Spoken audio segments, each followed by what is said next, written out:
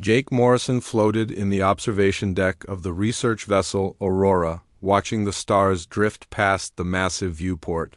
He had been studying alien life forms for 15 years, but so far he had only found microbes and simple plant life on distant worlds. Nothing that could think or talk or build spaceships. Sometimes he wondered if humans were truly alone in the universe. The Aurora was on its way back to Earth after a 6-month mission to the Outer Rim systems. Captain Lisa Hayes ran a tight ship, but she gave her science team plenty of freedom to explore and discover.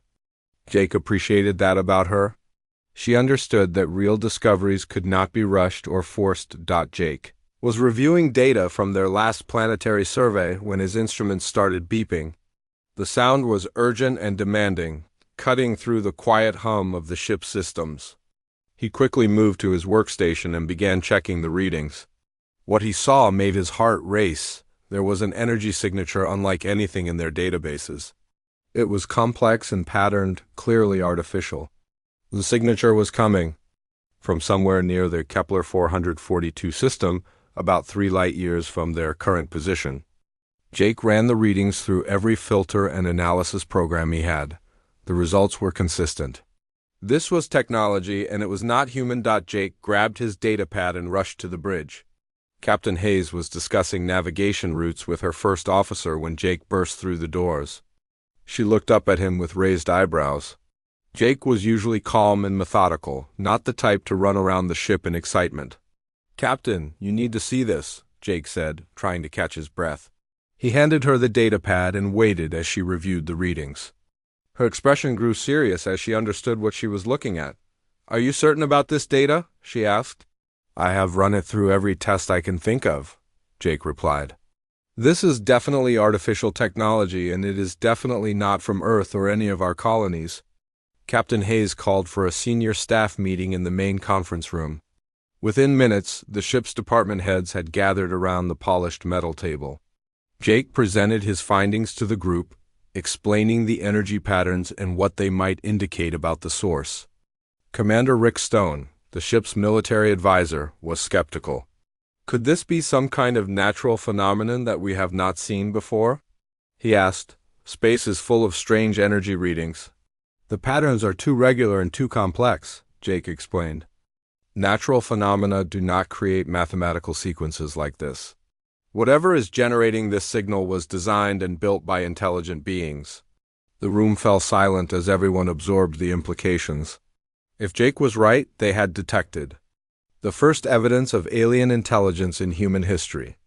The decision about what to do next would be one of the most important ever made by a human crew.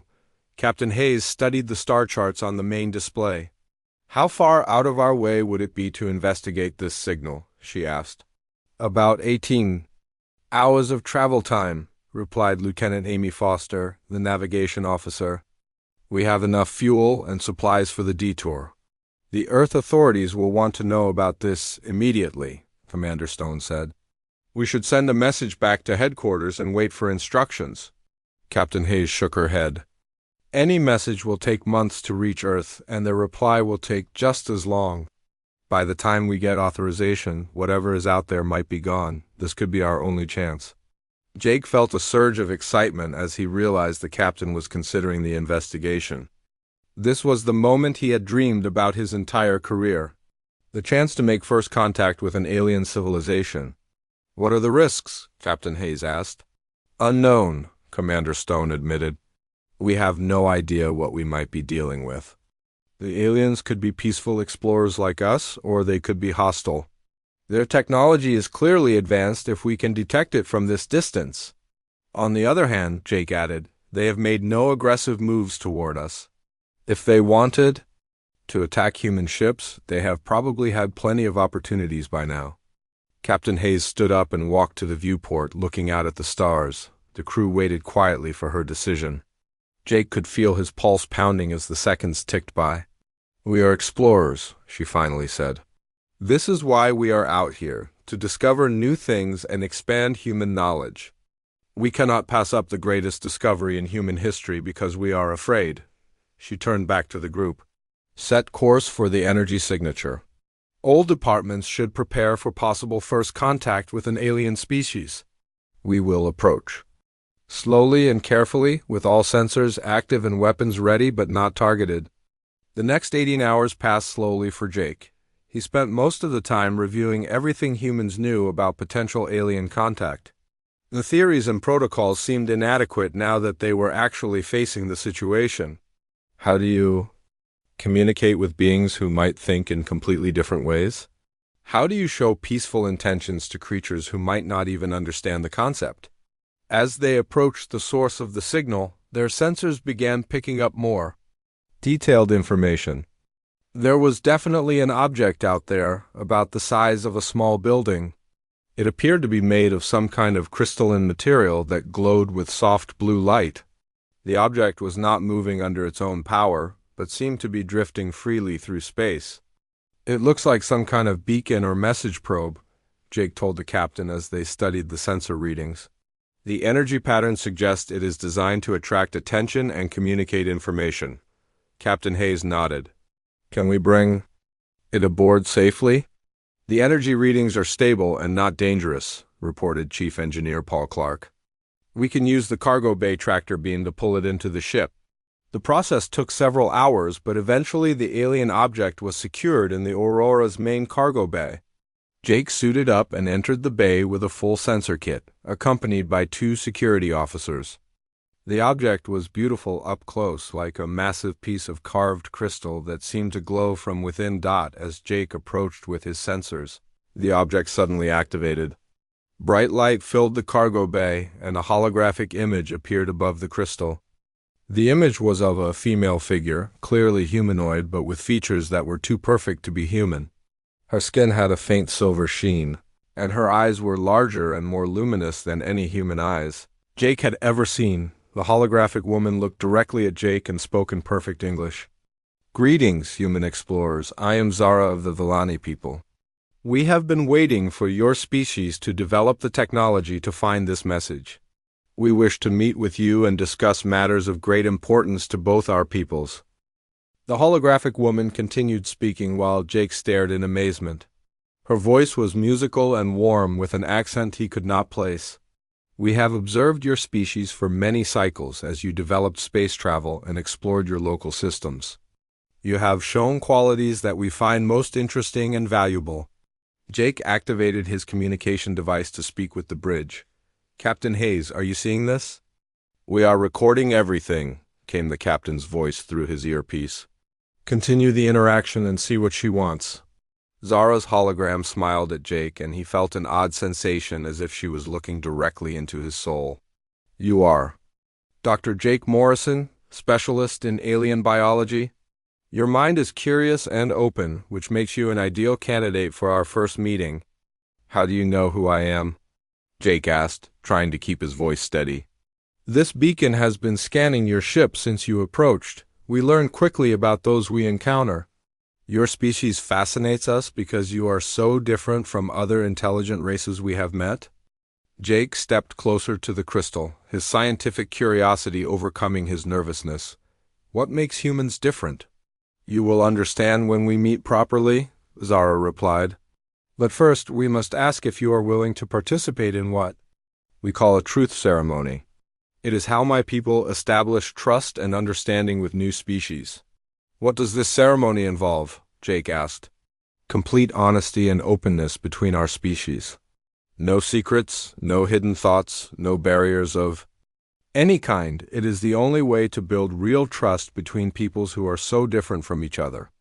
Jake felt his pulse quicken. This was beyond anything he had imagined when he became a xenobiologist. I would need to discuss this with my captain and crew, of course. But please understand that this opportunity may not come again. My people are very careful about first contact. If we do not establish proper understanding now, we may decide that your species is not ready for further communication. The hologram began to fade and Zara's voice became quieter. Think carefully, Dr. Morrison. We will wait for your decision, but not for long. The light from the crystal dimmed and the cargo bay returned to normal. Jake stood there for several minutes, trying to process what had just happened. He had just had a conversation with an alien being, something that no human in history had ever done before. Jake made his way back to the bridge, where Captain Hayes and the senior staff were waiting for him. Everyone was talking excitedly about the recording of his conversation with Zara. "This is incredible," said Dr. Susan Wright, the ship's psychologist. "Her ability to speak our language perfectly, her knowledge of our crew, and her human-like appearance. This suggests either very advanced technology or long-term observation of our species." Commander Stone was less enthusiastic. "I do not like that she knew so much about us while we know nothing about her people. This could be some kind of trap. What exactly is she proposing?" Captain Hayes asked Jake. "Some kind of ceremony that involves complete honesty and openness," Jake explained. "She says it is how her people establish trust with new species. But she was not specific about what it actually involves." "It sounds like they want to study us," Dr. Wright observed. "The question is whether we can trust their intentions." Jake found himself thinking about Zara's words and the way she had looked at him. There had been something in her expression that suggested genuine curiosity rather than deception. I think she was being honest about wanting to understand us.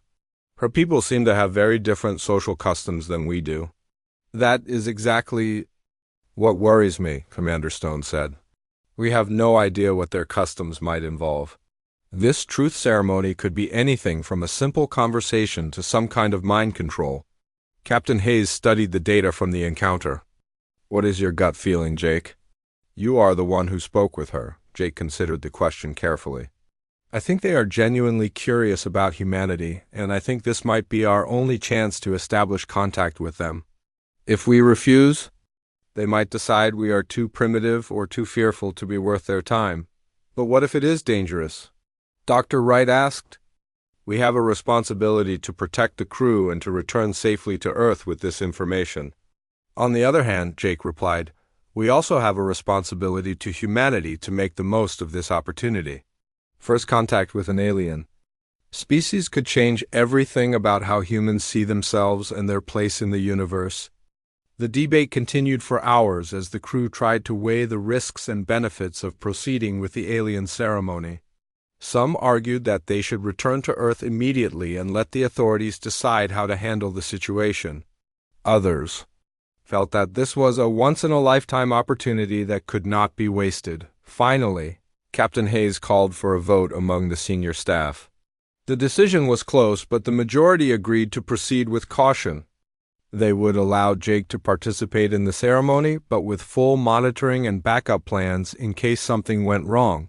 Jake returned to the cargo bay the next morning, equipped with every sensor and recording device the ship could provide. The crystal began glowing as soon as he entered, and Zara's hologram appeared again. "You have decided to proceed," she said, and Jake thought he detected relief in her voice. "Yes, but my crew will be monitoring everything that happens," Jake told her. "That is acceptable. In fact, it shows wisdom and caution, which are qualities we respect." Zara's image became more solid and detailed.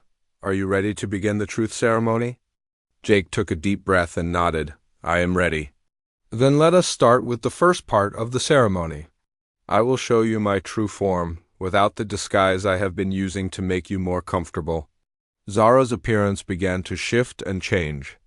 Her skin took on a more pronounced silver tone, and her features became more angular and alien. Her eyes grew larger and shifted to a deep purple color. Strange markings appeared on her forehead and arms, glowing with the same soft light as the crystal beacon. "This is how I really look," she said. "Now it is your turn to show honesty. Will you allow me to see your true nature as well?" Jake felt a moment of fear, but his curiosity was stronger. "What do you need me to do?" "Simply stand still and allow my scanning technology to examine you completely. It will reveal everything about your species, your thoughts, and your intentions. Do not be afraid. The process will not harm you." A beam of soft blue light emerged from the crystal and surrounded Jake. He felt a tingling sensation as the light seemed to pass through his clothes and skin. Somehow he knew that Zara was learning everything about him, from his physical structure to his deepest thoughts and memories. The blue light continued to scan Jake's body and mind, creating a strange sensation like warm electricity flowing through his veins. He could feel Zara examining every aspect of his being, from his physical structure to his memories of childhood. It was the most vulnerable he had ever felt in his life, yet somehow he was not afraid. Zara's expression changed as the scanning progressed. Her large purple eyes widened with what looked like surprise, then fascination. She tilted her head in, a very human-like gesture as she studied the data her technology was collecting. "This is remarkable," she said softly. "Your species is nothing like what we expected. What did you expect?" Jake asked, his voice slightly strained from the scanning process. "We have encountered 47 different intelligent species in our exploration of the galaxy," Zara explained while the scanning continued. "Most follow predictable patterns of development. They create technology, organize their societies, and eventually reach a state of perfect order and efficiency." The blue light intensified for a moment, and Jake felt as if every thought he had ever had was being examined and catalogued. "But humans are different," Zara continued. "Your minds work in ways we have never seen before." "Different how?" Jake managed to ask. "You create solutions that should not work, yet they do. You make decisions based on feelings rather than logic, yet often achieve better results than pure logic would provide. Your brains form connections and patterns that seem random, yet produce incredible innovations." The scanning beam began to fade, and Jake felt his strength returning. The process had been exhausting in ways he had not expected. "Is that good or bad from your perspective?" Zara was quiet for a long moment, and Jake could see that she was struggling with something. "It is both wonderful and terrible," she finally said. "What I have discovered about your species will change everything for my people." "I do not understand," Jake said. "Let me show you what we have become," Zara replied. The hologram flickered, and suddenly Jake was no longer looking at just Zara. He was seeing images of vast cities with perfect geometric shapes, populated by beings who moved with mechanical precision. The Villani people went about their daily lives in complete order, never deviating from established patterns. "We have achieved everything we thought we wanted," Zara explained as the images continued. "Perfect efficiency, no crime, no war, no suffering. Every problem has been solved by our advanced technology. Every need is met before it can even be expressed." Jake watched the images with growing understanding. "But something is missing." "Everything is missing," Zara said, and for the first time Jake heard sadness in her voice. "We have not created anything truly new in over 1,000 of your years. We have not felt genuine surprise or wonder or excitement in just as long. We exist, but we do not truly live." The images shifted to show laboratories and research centers where Villani scientists worked with advanced equipment. But their faces showed no enthusiasm or curiosity, just mechanical completion of assigned tasks. "We thought intelligence meant eliminating chaos and unpredictability," Zara continued. "We believe that perfect order was the goal of all advanced civilizations. But in achieving that perfection, we lost the very qualities that make life worth living." Jake began to understand the significance of what Zara had discovered about humanity. "You are saying that our chaos and unpredictability are not flaws." "They are not flaws at all," Zara confirmed. "They are the source of your species' greatest strength. When your minds encounter problems, you do not simply apply existing solutions. You create entirely new approaches that we would never think to try." The hologram showed Jake images from the scanning data of his own mind. He could see the neural pathways lighting up in complex, seemingly random patterns as his brain processed information and generated ideas. "Your brain creates thousands of connections between concepts that logic says should not be related," Zara explained. "Most of these connections lead nowhere, but the few that work produce solutions of incredible elegance and power." "So why is this terrible?" Jake asked. "It sounds like you admire these qualities." Zara's expression became troubled. "Because my people are dying, not physically, but in every way that truly matters. We have become so efficient and ordered that we can no longer adapt or grow or change. We are trapped in our own perfection. And, you think humans can help? I think humans represent what we used to be before we eliminated all chaos from our existence.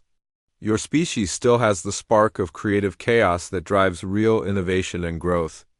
Jake felt the weight of responsibility settling on his shoulders. This was no longer just about first contact between two species. This was about the survival of an entire civilization. What exactly are you asking of humanity? He said. That is what I must discuss with the leaders of your people, Zara replied. But first, I needed to verify that humans truly possess the qualities our long-range observations suggested. The scanning has confirmed that your species has retained the creative chaos that we lost. Jake thought about everything he had learned. You have been watching us for a long time. For several hundred of your years, Zara admitted. We have seen your wars and conflicts and mistakes, and we initially thought these were signs of a primitive species. But we gradually realized that the same chaotic thinking that creates your conflicts also creates your greatest achievements. So our flaws are actually strengths? Your chaos is both a flaw and a strength, Zara corrected. It creates problems, but it also creates solutions that no logical mind would ever discover. The key is learning to harness it rather than eliminate it. Jake was beginning to see the bigger picture. You want to learn how to be chaotic again. We want to learn how. To live again, Zara said simply. For 1,000 years we have existed in perfect order, and it has brought us to the edge of extinction. Not physical extinction, but something far worse. The extinction of hope and wonder and the possibility of genuine surprise. What happens? Next? Jake asked. Next, I must make a formal proposal to your species, Zara replied. But I warn you that what I will ask will challenge everything your people believe about progress and civilization. Some will see it as an opportunity, but others will see it as a threat to human development. Jake felt excitement building inside him despite the serious nature of the conversation. When will you make this proposal? Soon, Zara said. But first, you must return to your people and prepare them for what is coming.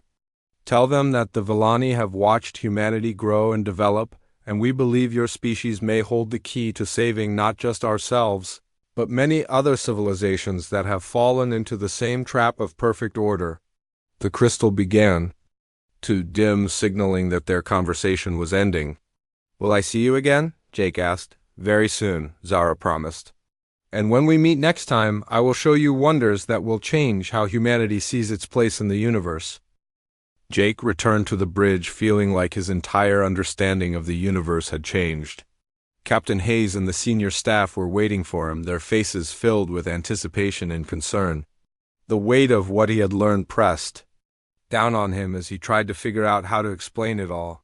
The Villani are not what we thought, Jake began, settling into his chair at the conference table.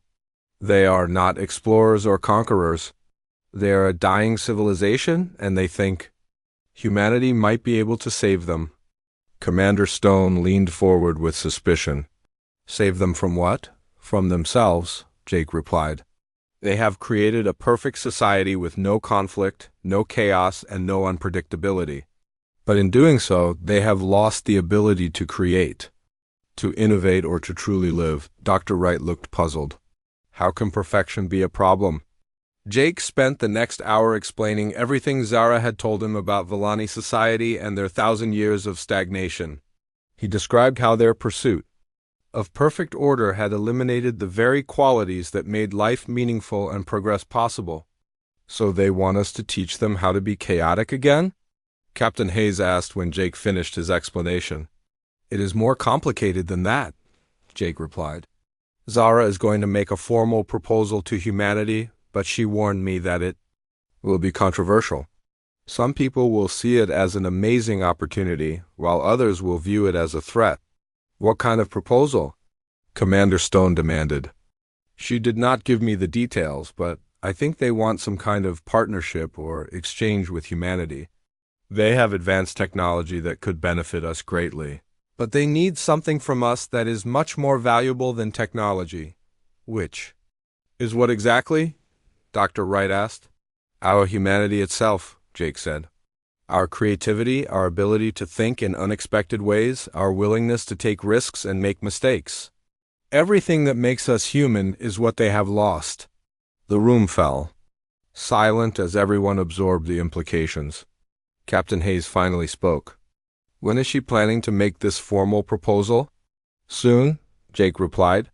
She said we should prepare humanity for what is coming because it will challenge everything we believe about progress and civilization.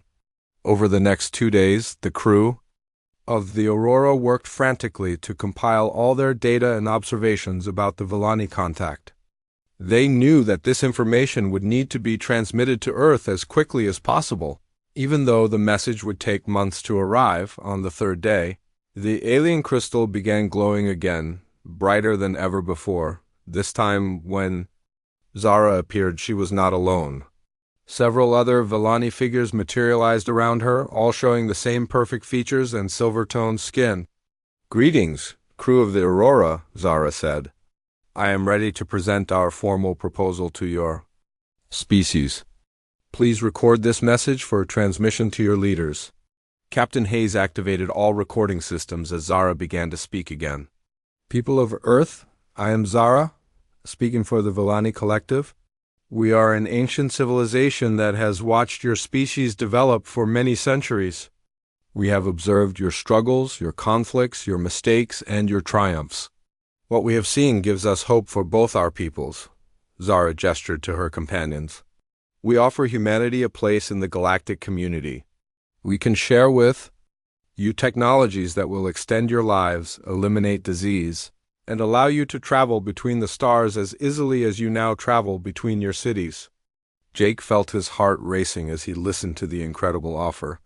This was beyond anything humanity had ever dreamed possible. But our offer comes with conditions, Zara continued. We do not want humanity to follow the same path that we did. We do not want you to eliminate conflict and chaos in pursuit of perfect order. Your unpredictability and creative chaos are precious gifts that must be preserved. One of the other Villani stepped forward. We propose a symbiotic relationship. Humans would establish colonies throughout Villani space, not as subjects but as partners. Your presence would bring back the spark of creativity and innovation that our worlds have lost.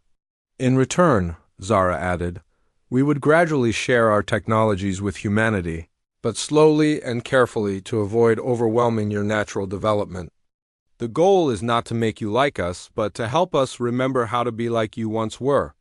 Jake could see the genius and the danger in the proposal. Humanity would gain access to incredible technologies and a place among the stars, but they would also be taking on the responsibility of helping to revive an entire galactic civilization. However, Zara said, and her tone became more serious, we must warn you that this path is not without risks. Contact with our technology and our way of life could change humanity in ways that cannot be predicted or undone. Some of you may lose the very qualities that make you valuable to us. Another Villani spoke. We have seen this happen before with other species. They gain our technologies and gradually become more like us, losing their creativity and becoming trapped in the same perfect order that has imprisoned us. This is why we offer you a choice, Zara explained. Humanity can accept our offer and join the galactic community with all the benefits and risks that entails. Or you can decline and continue your development independently, knowing that you will likely never encounter us again. Jake felt the weight of the decision that would soon face all of humanity. This was not just about first contact or advanced technology. This was about the future evolution of human civilization and the survival of an alien species that had watched over them for centuries. You do not need to decide immediately, Zara continued, but you should know that time is not unlimited. Other young civilizations exist in the galaxy, and if humanity is not interested in this partnership, we will eventually need to look elsewhere. We will wait for your answer, one of the other Villani said. But while you decide, consider this. Your species has something that we lost long ago and desperately need to recover. In helping us, you would not just be saving the Villani. You would be preserving something precious about intelligence itself.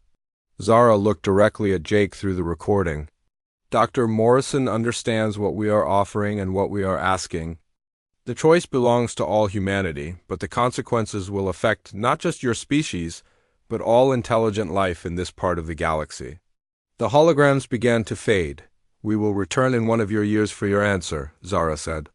Use that time wisely to consider what kind of future you want for your species and what responsibilities you are willing to accept. The crystal went dark, leaving the crew of the Aurora to contemplate the most important decision in human history. Jake knew that when their message reached Earth, it would trigger debates and discussions that would determine the fate of both humanity and the Villani civilization.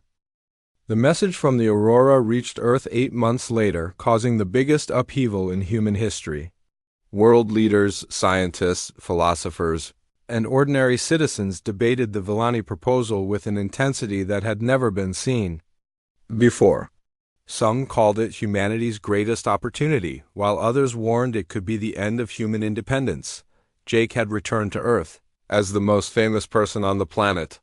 He spent months traveling between government facilities, universities, and international conferences, explaining what he had learned about the Villani and their offer. The reactions were as varied as Zara had predicted. The scientific community was split down the middle. Some researchers were excited about the possibility of accessing advanced alien technology and learning about other civilizations. Others worried that contact with such advanced beings would stunt human development and creativity. Religious leaders struggled with the implications of discovering that humanity was not alone in the universe. Some saw it as proof that creation was far grander than they had imagined, while others feared that alien influence would corrupt human spiritual development. Politicians around the world formed new alliances and opposition groups based on their positions regarding the Villani offer. The United Nations created a special committee to study the proposal and make recommendations, but the debate seemed endless with no clear consensus emerging. Jake found himself at the center of all these discussions, trying to help people understand what the Villani were really offering and what they were asking in return. But as the months passed, he began to worry that humanity might be missing the most important aspects of the decision. During a break between congressional hearings, Jake was walking through Washington when he had an unexpected encounter. A young woman approached him on the street, her face filled with excitement and curiosity. "Dr. Morrison, I am Kate Barnes from the University of Chicago," she said. "I've been studying your reports about the Villani, and I think I understand something that everyone else is missing." Jake was intrigued. "What do you mean?" "Everyone is focused on what we might gain or lose from this partnership," Kate explained. "But what if the real question is not whether we should accept their offer, but how we can create a better alternative?" "I am listening," Jake said. Kate pulled out a tablet and showed him her research. "You said the Villani have lost their creativity because they eliminated chaos and unpredictability from their society. But what if there is a way to preserve creativity without keeping all the negative aspects of chaos?" Jake studied her data with growing interest. Kate had been analyzing human societies throughout history, looking at which ones had been most innovative and creative. Her findings were fascinating. The most creative periods in human history happened when there was just the right amount of challenge and uncertainty. Kate continued. Too little challenge leads to stagnation, but too much chaos leads to destruction. The key is finding the right balance. "So you think there might be a middle path?" Jake asked. "I think humanity might be able to offer the Villani something better than just returning to their old chaotic ways," Kate replied. "We could help them learn how to maintain creativity and innovation within a stable, peaceful society." Jake felt a surge of excitement as he realized what Kate was suggesting. This was exactly the kind of creative thinking that Zara had said made humans special. Instead of simply accepting or rejecting the Villani offer, humanity could propose their own solution. "Have you shared this research with the UN committee?" Jake asked. "I have tried, but they are too focused on the political and economic implications to listen to new ideas," Kate said with frustration. "That is why I came too." Find you. You are the only person who really understands what the Villani are asking for. Jake spent the next several weeks working with Kate to develop her ideas further. They reached out to other researchers, artists, and innovators around the world, building a network of people who shared their vision of a different kind of partnership. With the Villani as the one-year deadline approached, the official debates were still deadlocked. Some nations wanted to accept the Villani offer immediately, while others insisted on complete rejection. The committee had failed to reach any kind of consensus, and it looked like humanity would miss this incredible opportunity due to political disagreement. 3 days before the Villani were scheduled to return, Jake made a decision that would change everything. He contacted Captain Hayes and asked her to take the Aurora back to the location where they had first encountered the alien beacon. His plan was risky and might be seen as betraying his own species, but he believed it was humanity's best hope. When the Aurora reached the coordinates, the Villani crystal was waiting for them, glowing brightly in the darkness of space. Jake entered the cargo bay alone, his heart pounding with nervous energy. Zara appeared as soon as he approached the beacon, her expression curious but cautious. "Dr. Morrison, we did not expect to see you again before our scheduled return to Earth. I have come to offer you something different than what you asked for," Jake said. "I think I have found a solution that could benefit both our species even more than your original proposal." Zara's large eyes widened with interest. "Explain." Jake took a deep breath and began describing Kate's research and the alternative partnership they had developed. Instead of humans simply bringing chaos back to Villani society, they could work together to create something entirely new, a way to maintain creativity and innovation within stable, peaceful civilizations. "You want to create a new model for intelligent societies?" Zara asked when Jake finished his explanation. "I want to prove that chaos and order do not have to be enemies," Jake replied.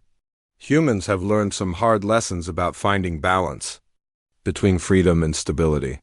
We could share those lessons with you while learning from your achievements in eliminating suffering and conflict." Zara was quiet for a long time, and Jake could see that she was processing this new possibility with the same thorough analysis that her people applied to everything. "This is not what we expected," she finally said. "But it is exactly the kind of unexpected solution that makes your species so valuable. You have taken our request and found a completely different approach that we never would have considered."